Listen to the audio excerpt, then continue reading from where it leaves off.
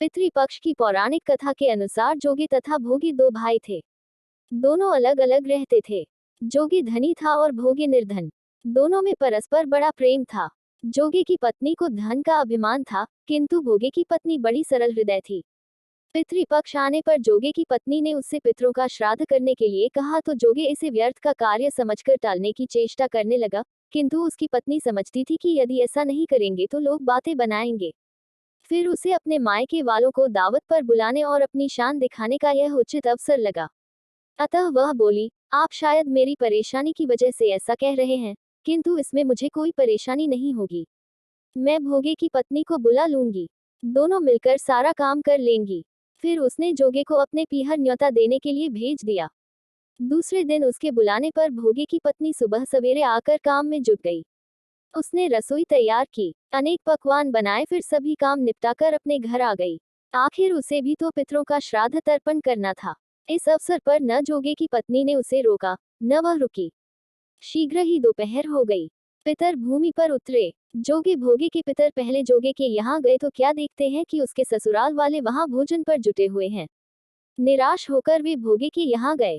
वहां क्या था, मात्र पितरों के नाम पर अगियारी दे दी गई थी।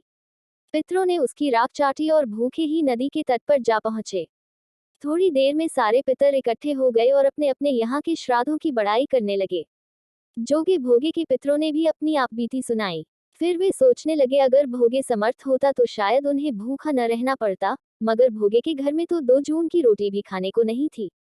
यही सब सोचकर उन्हें भोगे पर दया आ गई। अचानक वे नाच नाचकर गाने लगे, भोगे के घर धन हो जाए, भोगे के घर धन हो जाए। सांझ होने को हुई। भोगे के बच्चों को कुछ भी खाने को नहीं मिला था। उन्होंने माँ से कहा भूख लगी है। तब उन्हें टालने की गरज से भोगे की पत्नी ने कहा, जाओ, आंगन में हौदी और अधि रखी है, उसे जाकर खोल लो और जो कुछ मिले बांटकर खा लेना। बच्चे वहां पहुंचे तो क्या देखते हैं कि हौदी मोहरों से भरी पड़ी है। वे दौड़े दौड़े माँ के पास पहुंचे और उसे सारी बातें बताईं। आंगन में आकर भोगे की पत्नी ने ये सब कुछ देखा तो वह भी हैरान रह गई।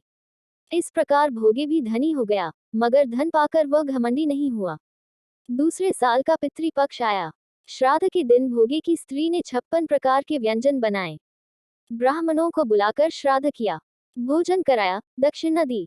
जेठ जेठानी को सोने चांदी के बर्तनों में भोजन कराया। इससे पितर बड़े प्रसन्न तथा तृप्त हुए।